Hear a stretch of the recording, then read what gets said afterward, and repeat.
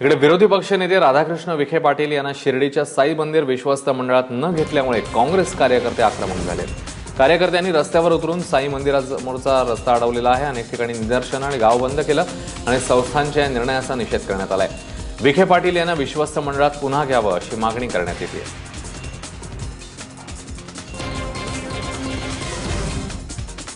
राज्याच्या पोलीस महासंचालकपदी सतीश माथुर यांची नियुक्ती करण्यात आली आहे। मुख्यमंत्री देवेंद्र फडणवीस यांनी ही नियुक्ती केली। सध्या राज्याचे पोलीस महासंचालक प्रवीण दीक्षित आहेत आणि त्यांचा कार्यकाळ उद्या संपणार आहे आणि याच पार्श्वभूमीवर ही नियुक्ती करण्यात आली।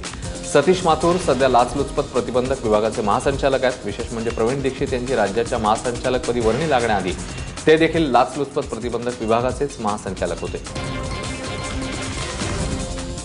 दक्षिण मुंबई परिसरात आमदारांचा हक्काचा निवासस्थान म्हणून ओळखलं जाणारा मनोरा आमदार निवास पाडण्यात येणार आहे। सुमारे 20 वर्षांपूर्वी बांधण्यात आलेल्या इमारतीचा दर्जा खराब असल्याचा अहवाल देण्यात आलाय, त्यामुळे ही इमारत पाडण्यात येणार आहे। गेल्या 2 वर्षांपासून या इमारतीच्या दर्जाबद्दल अनेक तक्रारी करण्यात येत होत्या।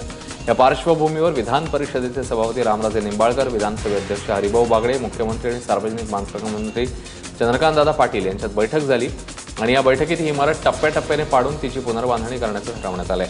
काही महिन्यांपूर्वीच इमारतीचं स्ट्रक्चरल ऑडिट करण्यात आलं होतं, ज्याच्यामध्ये ही इमारत धोकादायक आहे असं समोर आलं होतं।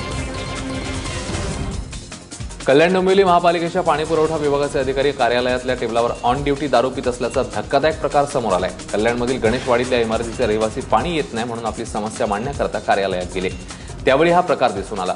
संतप्त रहिवाशांनी जाब विचारण्याचा प्रयत्न केला, मात्र मद्यधुंद कर्मचाऱ्यांनी नागरिकांना धक्काबुक्की करून कार्यालयातून पळ काढलाय।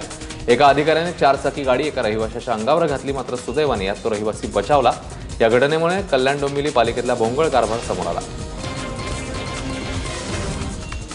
पुण्याच्या बालेवाडी दुर्घटनेतील 9 मजुरांच्या मृत्यू प्रकरणी 4 जणांना अटक झाली आहे। 2 प्रोजेक्ट इन्चार्ज आणि 2 आर्किटेक्चरचा यामध्ये समावेश आहे, तर बिल्डर अरविंद जैन, श्रवण अग्रवाल यांच्यासह 10 जणांविरोधात चतुश्रृंगी पोलीस ठाण्यात गुन्हा दाखल झालाय। दरम्यान या घटनेतला बिल्डर अद्यापही फरार आहे आणि पोलीस त्याचा शोध घेत आहेत। बालेवाडी परिसरात इमारतीचा स्लॅब कोसळून 9 मजुरांचा मृत्यू झाला, तर 4 जण जखमी झाले। विशेष म्हणजे केवळ 11 मजल्यांचीच परवानगी होती बिल्डिंगला, मात्र 14व्या मजल्याचं काम सुरू होतं आणि सकाळी 10:30 वाजता हे काम सुरू असताना अचानक हा स्लॅब कोसळला।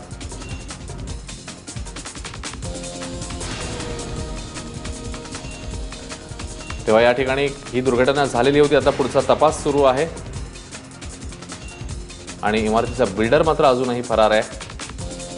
जी कागदपत्र होती उपलब्ध ती फक्त 11 मजल्यापर्यंतच्याच बांधकामाची होती, मात्र 14व्या मजल्यावर हे काम जे ते सुरू होतं आणि त्यामुळेच आता या सगळ्या संदर्भात पुढची पावलं टाकण्यात येत आहेत।